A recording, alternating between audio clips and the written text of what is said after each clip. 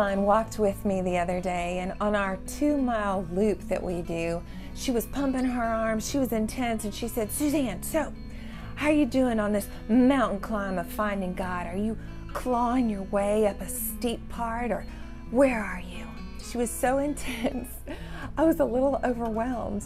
I started picturing Performance Peak, really, really steep and high, ringed with clouds, with lightning coming out, and it was scary and overwhelming.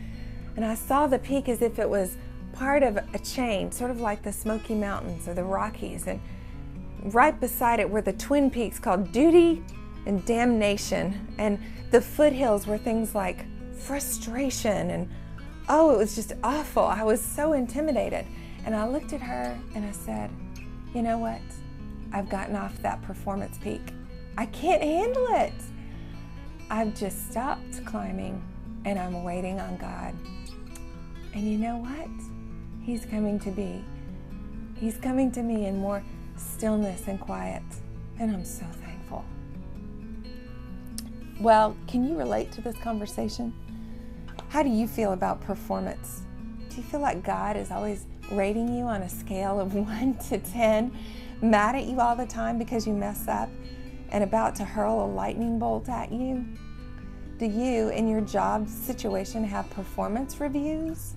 Does your anxiety grow, becoming a hill next to that mountain range of performance? Does it feel like God rates you that way? Well, I think there's a lot of pressure to perform for God. If performance was the name of the mountain to God, I've tried my best to climb it, but it beat me. I wasn't good enough.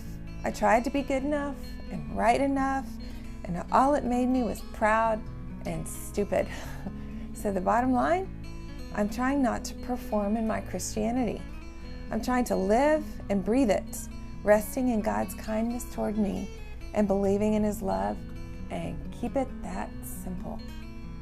If I fail, I fail, and I get up the next day and remember God's mercies are new every morning.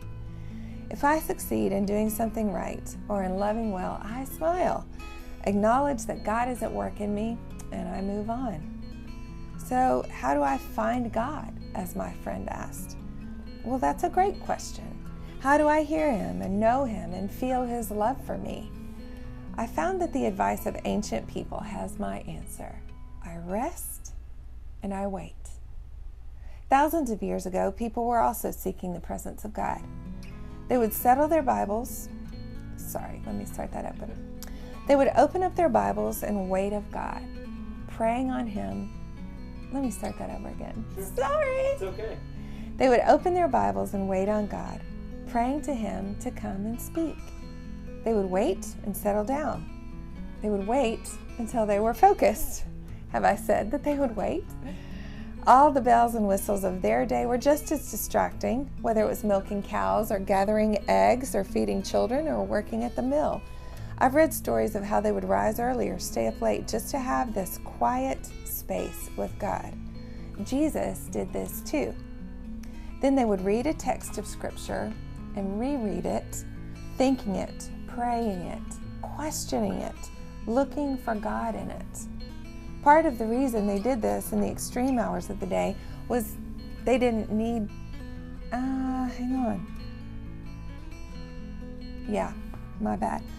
Part of the reason they did this in the extreme hours of the day was because they needed space to wait and process and question and listen. What I learned from them is, don't hurry. Listen to the voice of God in the text. Ask questions. Let's do this together, just as a start. Google Psalm 139 or grab a Bible and read it with me, or look it up on your phone. The first thing we would do is open our Bibles and wait. Settle yourself, asking God to be with you. Let your mind clear and anticipate joy. For the sake of our time constraints, I'm going to move forward. What we do next is read the song as a prayer. This is King David writing to God. O Lord, you have searched me and you know me. You know when I sit and when I rise. You perceive my thoughts from afar. You discern my going out and my lying down. You are familiar with all my ways. Before a word is on my tongue, you know it completely, O Lord. I've got to stop there because I've got to process this. I've got to listen to it. This is saying how intimately God knows me, where I go, when I go, what I speak, and when I rest. He knows me. He knows what I do and don't do. That's really amazing to me, given that He runs the universe. I scan through the rest of the psalm looking for the heart of God as He looks into my life. Does He hate me when He sees things I've done that shame me? Does He see me gently? In the rest of the psalm, I find signs of His affection and love, of the kind gaze of a father toward a child. Questions come to my mind. God, how is this possible? How can you know me so intimately when you are perfect and holy and I am not? How can you embrace me with such affection? I keep reading, finding that He is behind me, before me, and always with me. I find that I feel secured. I have the enormous privilege of being with God, knowing Him and being known by Him. He created me and He knows the span of my lifetime. There's a peace that comes with this, and I thank Him for knowing me. Lastly, David and I put in one plea to God: clear out the enemies. For David, who was a ruler, enemies were in the form of people and powers. For me, enemies are more attitudes and situations. I hate poverty and the corruption behind it. I hate my selfishness, so I lift these things up to God. Try this on your own. Rest and wait. You can be at peace while you pursue God because He is also pursuing you. Get off that performance mountain range and rest. Find Him in your rising and your resting, in your words and in your being. Remember, He's got you. He's behind you, before you, and within you, whether life or death or malaise or stress comes your way. Rest, because He is with you. For more on this topic, go to our website at 7-men.tumblr.com. There you'll find a list of questions, and you'll also find a Bible study on this topic. Next week, guess what we're going to talk about? Pineapples and who you are.